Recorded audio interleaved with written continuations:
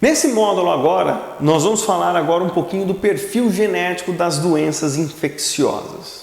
Nós já trabalhamos como é feita a estrutura do DNA, de que forma ele é organizado, quais são as características que nós observamos no DNA para diagnosticar qualquer patógeno que seja, ou seja, nós vimos que a informação ela é específica e característica de cada organismo.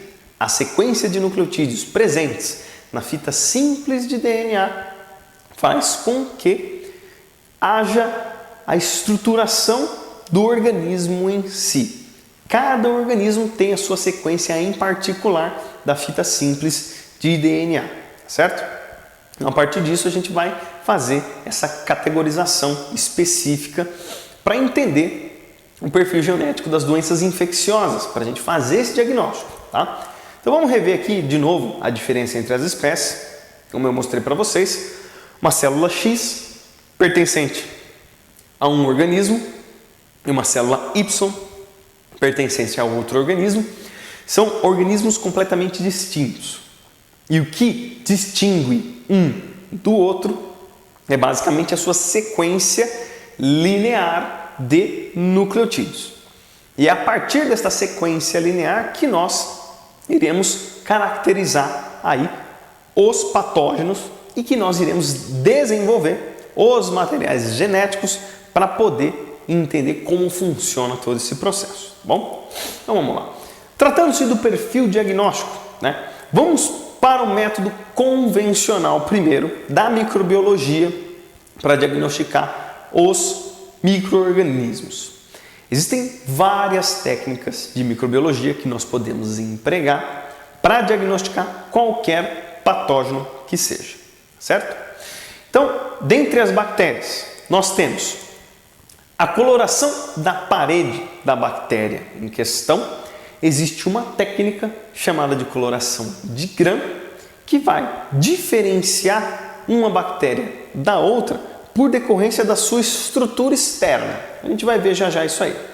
Nós temos o cultivo, ou seja, nós separamos esta bactéria e adicionamos ela em um ambiente adequado para que ela seja capaz de crescer. Geralmente, quando nós isolamos uma bactéria, em algumas circunstâncias ela pode vir contaminada com outros tipos de bactérias. E aí, quando você cultiva, podem crescer todos esses tipos. Existe a questão do cultivo diferencial, para identificar um específico, nós vamos ver isso também. E por fim, nós temos as provas bioquímicas. Ou seja, eu fiz um cultivo, isolei uma bactéria e aí eu vou ver as reações químicas que essas bactérias irão desenvolver. Cada tipo de bactéria desenvolve um tipo de reação química característico. Essa condição característica vai nos dar a possibilidade de diagnosticar a bactéria em questão. Então, do método convencional, nós podemos utilizar esses três aspectos para diagnosticar bactérias, quaisquer grupos que nós gostaríamos de identificar. Começando pela coloração da parede, então vamos pegar, por exemplo, uma bactéria A e uma bactéria B. Inicialmente, eu não sei que tipo de bactéria é a A e a B. A primeira caracterização que se faz, que é a mais rápida, a mais fácil, inclusive é mais rápida do que a biologia molecular, é a coloração da parede. Isso é um método importante também para se diferenciar as bactérias, para favorecer um pouco o tratamento. Então vamos lá. Temos uma bactéria A e uma bactéria B e eu sei que elas são diferentes. Por mais que eu saiba que elas são diferentes nesta condição, eu não sei qual é a característica de cada uma em relação à sua parede bacteriana. Para quem não sabe, a parede bacteriana ela é composta de uma estrutura chamada de peptídeo glicano, ou seja, é uma união entre carboidratos e peptídeos, pequenas proteínas. Existe um perfil de ligação entre elas. Este perfil, ele também assume uma característica de polímero. E por sim, o polímero vai gerar uma camada que vai revestir esta bactéria para lhe conferir proteção. Existem dois tipos de bactérias que nós podemos categorizar em relação à espessura deste peptídeo-glicano. Existem bactérias que têm um peptídeo-glicano bem espesso, ou seja, a síntese desse peptídeo-glicano é muito intensa, então ele assume uma característica mais espessa. Essas bactérias são denominadas de gram-positivas, porque elas aderem à coloração de gram. E existem bactérias onde a espessura desta parede é bem menor. E ela está entre duas membranas lipídicas. Quando a espessura é menor, esta bactéria ela não adere à coloração de gram. É necessário um outro corante para fazer com que haja a coloração dessa bactéria. Portanto, ela é denominada de bactéria gram-negativa. Em relação aos grupos bacterianos, cada tipo de bactéria vai nos conferir uma propriedade de uso de um determinado tipo de antibiótico. Existem antibióticos que não são tão potentes, que podem ser destinados às bactérias gram-positivas, e existem antibióticos que são mais potentes, que podem ser destinados tanto para a gram-positiva como para as gram-negativas. Existe esse aspecto aí que nós podemos tratar. Então veja, voltando aqui para a nossa figura, nós temos a bactéria A e a bactéria B, certo? Eu irei realizar a coloração de gram. São várias etapas que nós iremos utilizar para corar essas bactérias. Então, com fucsina, lugol, violeta de genciana, existem algumas combinações entre estes componentes para fazer a coloração. E aí, no fim, nós chegamos aí na coloração final que você observa na tela. Nós temos uma bactéria com uma coloração mais arroseada, que é a bactéria A, e a bactéria B, que tem uma coloração violeta. As duas bactérias são distintas. Qual delas é gram-positiva ou gram-negativa? Teoricamente, se a bactéria tem uma coloração mais arroxeada, ela é caracterizada como gram-positiva. Por quê? Porque o corante de gram é o violeta genciano.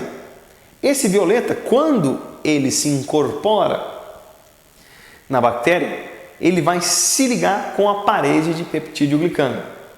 Essa parede, se ela for muito espessa e não houver bloqueios de membranas, ele vai aderir firmemente na parede. E quando ele adere, depois de etapas de lavagem, ele não vai sair.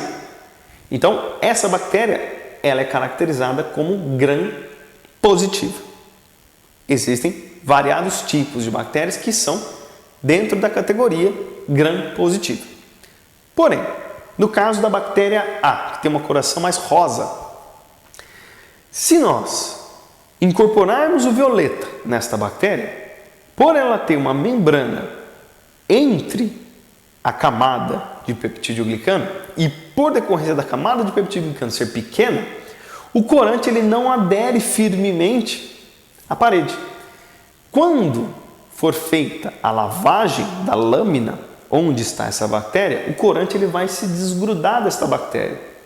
E aí utiliza-se um outro corante de coloração mais rósea para aderir nessa bactéria. E aí ele assume essa coloração mais rosa, mais clara. Por que a bactéria gram-positiva não fica rosa? Porque esse corante ele não adere na camada de peptídeo-glicano que já está com o violeta genciano. Portanto, na condição onde a camada de peptídeo-glicano for mais fina, nós temos aí uma coloração arroseada por conta de outros corantes. E essa bactéria é denominada de gram-negativa, conforme você observa aí na tela. Para questões de tratamento, como eu falei, existem antibióticos que têm uma destinação voltada para bactérias gram-positivas e existem antibióticos que têm destinação para bactérias gram-negativas e os de espectro amplo, que serve tanto para gram-negativa como para gram positivo. Esse é um ponto interessante, porque você faz uma pequena diferenciação. Porém, essa diferenciação ainda não é forte o suficiente para determinar a questão da resistência. Existem bactérias gram-positivas, por exemplo, que são resistentes a antibióticos destinados a bactérias gram-positivas. E existem bactérias gram-positivas também, que por sua vez são sensíveis, ou seja, morrem quando em contato com determinados tipos de antibióticos. A única forma de diferenciação que nós temos, de identificação aí nesse tópico, nesse contexto, é apenas o perfil da parede. Em algumas condições eu posso identificar a bactéria, se ela for em formato de cocos, diplococos, estafilococos, enfim, mas nem sempre a gente consegue fazer essa diferenciação, por conta que se eu extrair a bactéria de algum fômite contaminado do indivíduo, seja da mucosa oral, da pele, às vezes vem com uma série de sujidades, de artefatos que nos impedem essa visualização. Então, é uma técnica boa, porém ela tem alguns vieses que impedem que nós sejamos capazes aí de diagnosticar adequadamente a bactéria em si, ok? Muito bem. A outra questão é o cultivo. O cultivo já nos permite ter uma diferenciação específica das bactérias. O cultivo, ele corresponde a um ambiente que vai ser adequado para o crescimento desta bactéria.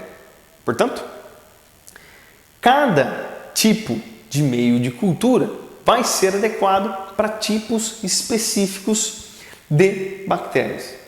Podem existir meios de cultura que vão ter uma característica de enriquecer o meio, ou seja, eu tenho uma série de bactérias presentes ali no meio.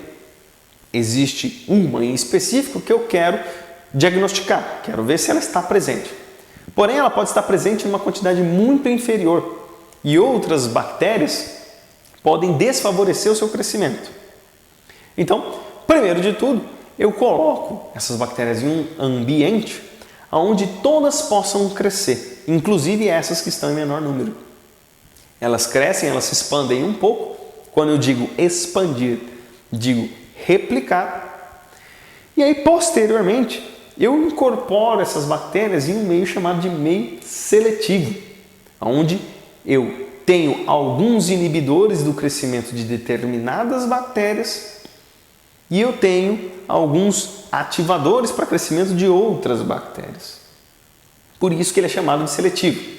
As que não me interessam, elas irão morrer nesse meio de cultura. As que me interessam, se estiverem presentes, elas irão crescer. Certo? Então, eu fiz de uma forma na qual eu pude selecionar aí uma bactéria em questão, chamada de meio seletivo. Pode acontecer também de eu buscar mais de uma bactéria em questão, ver se existe algum tipo a mais presente naquela infecção. Então, eu posso usar o chamado de meio diferenciador. O que é isso? É um meio que vai favorecer dois ou mais tipos de bactérias, ou vai evidenciar dois ou mais tipos de bactérias. Para cada bactéria, por exemplo, no meio de cultura, pode acontecer algumas modificações. As bactérias podem crescer com uma coloração um pouco diferenciada. O meio de cultura pode ter uma mudança de cor na presença de uma bactéria, na presença de outra não há. Então, eu consigo fazer uma questão de diferenciação. E existe um meio de manutenção que é apenas para manter as bactérias viáveis, ou seja, para fazer com que elas permaneçam vivas. Esses meios de manutenção são os meios geralmente de transporte, onde você coletou a amostra e não há a possibilidade de se fazer o cultivo dessas bactérias no ambiente onde foi feita a coleta. Para tanto, nessa circunstância, utiliza-se um meio onde existem nutrientes para que a bactéria permaneça viva, porém não existem nutrientes em excesso ou de uma forma que favoreça o crescimento. Elas irão crescer? Sim, elas irão crescer, mas uma velocidade muito mais lenta. Apenas as manterão vivas para que você a transporte até o ambiente que você quer E aí você consegue fazer com que ela seja transferida para um meio, por exemplo, seletivo.